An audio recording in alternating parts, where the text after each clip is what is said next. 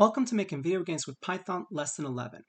In this video, we're going to explore how to create animations in our game and also how to position these animations through the use of their variables.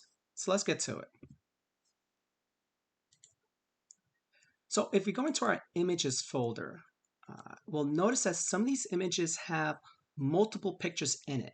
These are what are called sprite sheets. And let's focus on bird because this will be the first one. So what you see here is that we have an image with the wings being up, the wings in a neutral position, and the wings down. By cycling through these images, we will create the illusion of motion. So the animation class, let's get to that.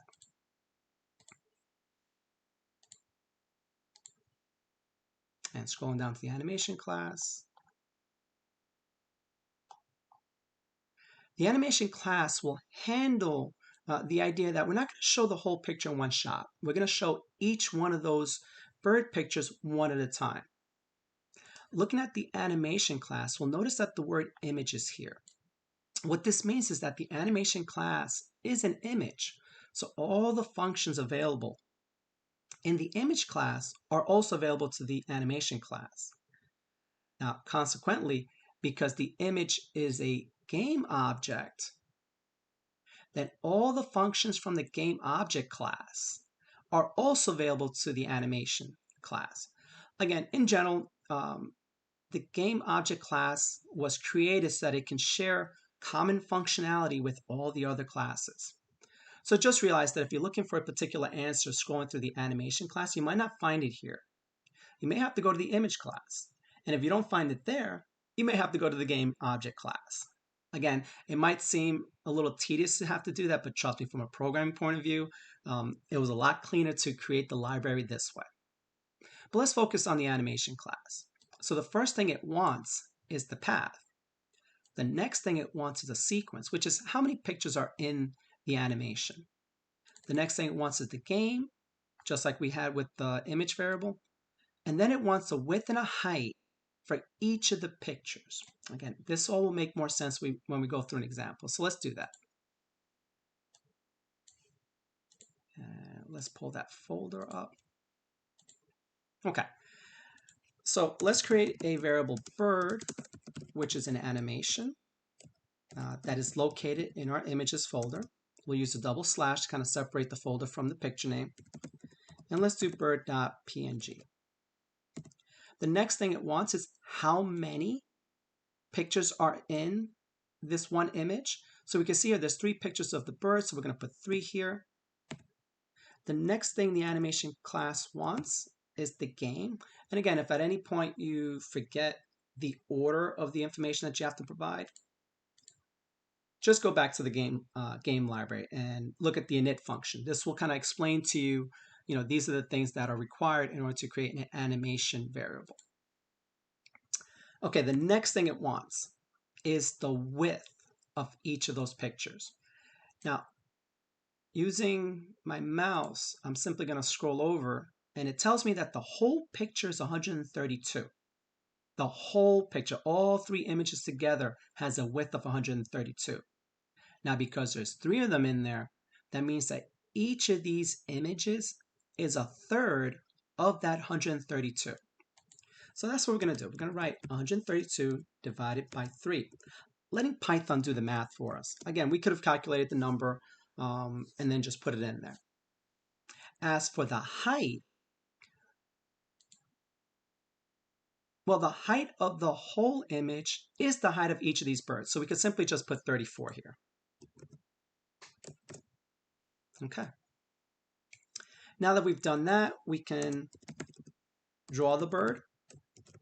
Just like we've drawn an image, so that's nice. It's one function that kind of just in general draws stuff. And let's see the bird. And there it is. One thing you might notice is that the bird is flapping, but it's flapping very quickly. So there is a way to slow that down.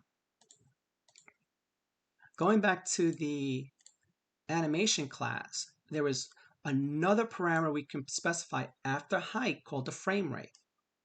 And the higher number we put, the slower it goes. So it might be a little misleading, the word framer or F rate.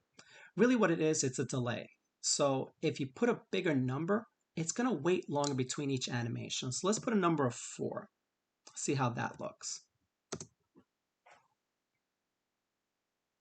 And honestly, I think this feels a lot better. It kind of matches the speed of the background scrolling. All right, so let's practice creating another animation. And the other animation we're going to create is one for the bar here. Now, it might not be apparent to you, but there's actually 3 images in here. So we're gonna cycle through those.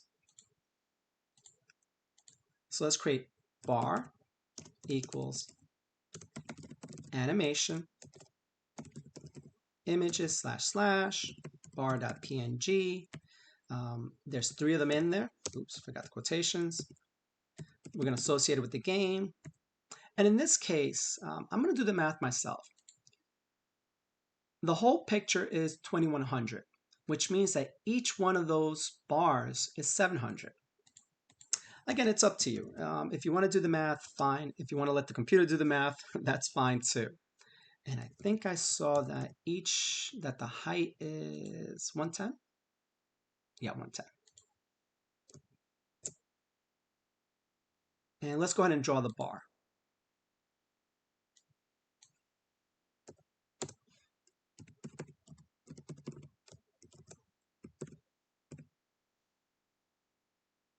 Okay, so here's the bar. It's animating nicely. I personally think it's actually animated a little quicker than, than the background. So you're going to want to make sure you match animation so that something doesn't seem out of place. The other thing you'll notice too is that the bar doesn't quite fit our game. So you know what? We can handle that real easy by doing a bar dot resize to, just like we've done with pictures. And we're going to resize the bar to the width of the game, but now we're going to keep the height the same as its original height. So it's simply going to stretch it out a little bit more. Let's see how this looks. And honestly, let me do this as well. Let me increase this to 4. Let's see if that looks better in terms of the animation. Again, we could probably speed it up a little bit more. I'll do it on the next go around. But notice that the bar now fits the width and it kept the same height. One thing you may have explored with Zombie Thanksgiving is that anytime you put images on the game, they all pop up in the middle. So we need to kind of move this bar down. Now you might think, oh, we can use the move to, but there is another way of moving objects using the game library. And so I'm looking for an X and a Y. Those are coordinates. We've played around with move to. We know that move to needed an X and a Y. Notice that it's not inside the animation class. So we're going to go up to the image class. Looking inside the image class, we also don't see an X and a Y. So we're going to keep going up to the game object class. So the game object class is the one that has the X and Y that are responsible for positioning things on the screen. Again, that was just an example of how you can look for something, and then when it's not in the place that you thought it would be, you can look in other places. So I'm going to do a bar.y equals 2. Now the height of the game is 600, so I'm going to put something, let's say 550. Let's see if that looks good. Okay, so I put the bar down at the bottom. This is great. The one issue that arises from using a hard number like this, which is also the reason we started adopting this approach, is that if I decide to resize the game, I'm going to have to go back into my code and resize this. It'd be better for us to make a reference to the height of the game. So the height of the game represents this distance. So I'm going to take the height of the game and then subtract 50 from it, which will end us at the same place as we had before with the 550 for this instance. But if I decide to make the game bigger, then the only thing that matters is that whatever height the game is, it's going to back it off by 50. Let's see this work. And there we go. All right, so let's go back to our presentation. Let's review what we've done.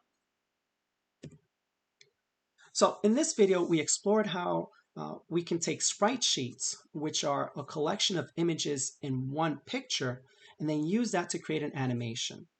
The animation class requires quite a few parameters to actually get it started, but again, with practice, you'll get to it.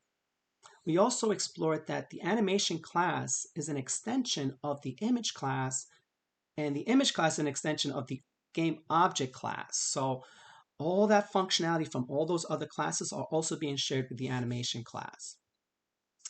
We explored how we can move an object directly by manipulating its Y value. And consequently, you could also manipulate its X value. So hopefully you're excited about continuing your journey with Flappy Birds, and enjoy.